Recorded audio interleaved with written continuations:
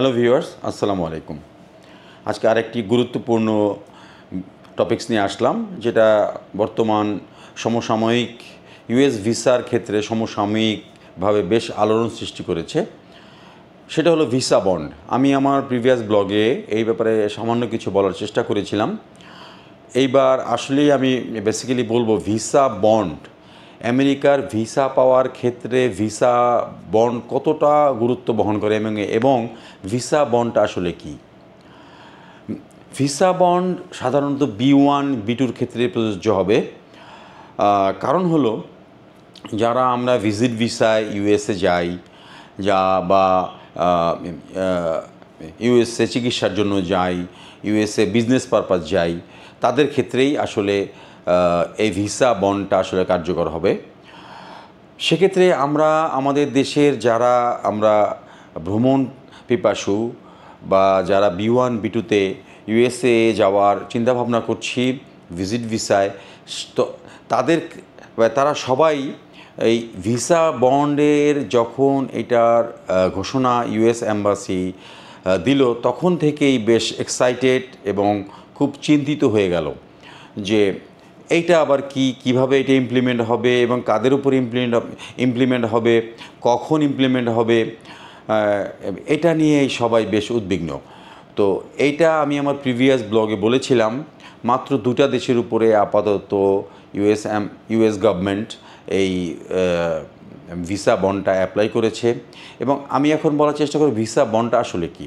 Visa bond হলো আপনি USA যাবেন, ইউএসএ ভিসা পাবেন। যখনই আপনি ইউএসএ B1 B2 ভিসা পেলেন, তখনই আপনার উপরে এই ভিসা বন্ডটা অ্যাপ্লাই হবে, আদারওয়াইজ নট।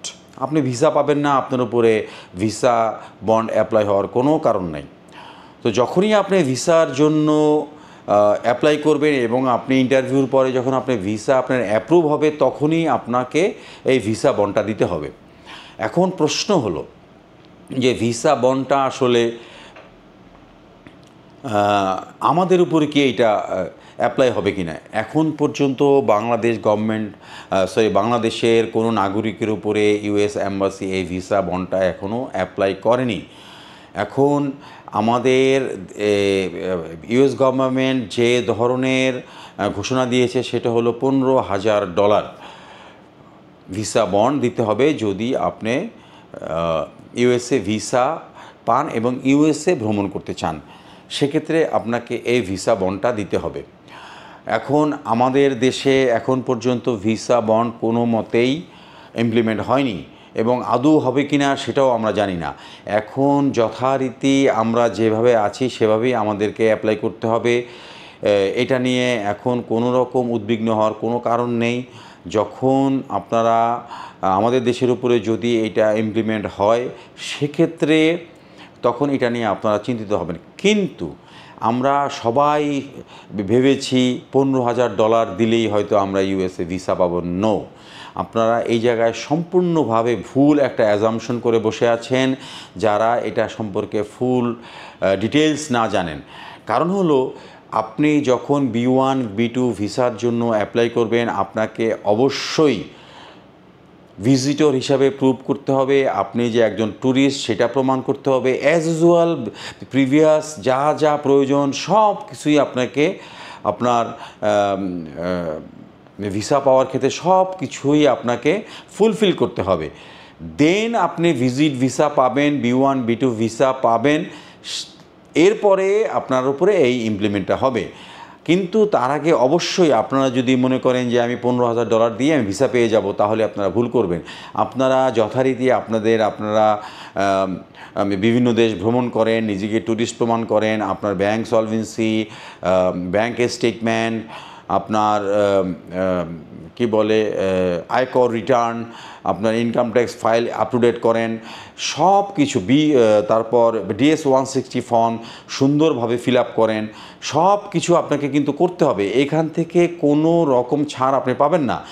আপনি এগুলো সব কিছু ফুলফিল করার পরেই আপনাকে এই ভিসা বন্ডের ব্যাপারটা আসবে। যদিও এখন পর্যন্ত বাংলাদেশিদের উপরে এই ভিসা বন্ড ইমপ্লিমেন্ট হয়নি। তো তো সেক্ষেত্রে আপনারা প্রস্তুতি নিতে থাকেন।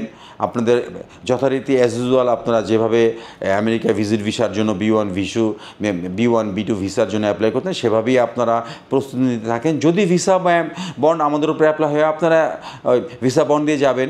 এবং আরেকটা ব্যাপার, আমরা অনেকের মধ্যে আমাদের এই প্রশ্নটা আসে যে আমরা $15,000 দিলাম, এই টাকাটা কি ফেরতযোগ্য নাকি এইটা সম্পূর্ণ আমেরিকান গভর্নমেন্ট রেখে দিবে? না, আপনি যথারীতি ভিসা পাওয়ার পরে আপনি আমেরিকা ঘুরে যথা সময়ে সুন্দরভাবে লিগ্যাল ওয়েতে আপনি বাংলাদেশে আবার সময় মতো চলে আসবেন। আপনি তখন আপনার এই টাকাটা আবার ফেরত পাবেন।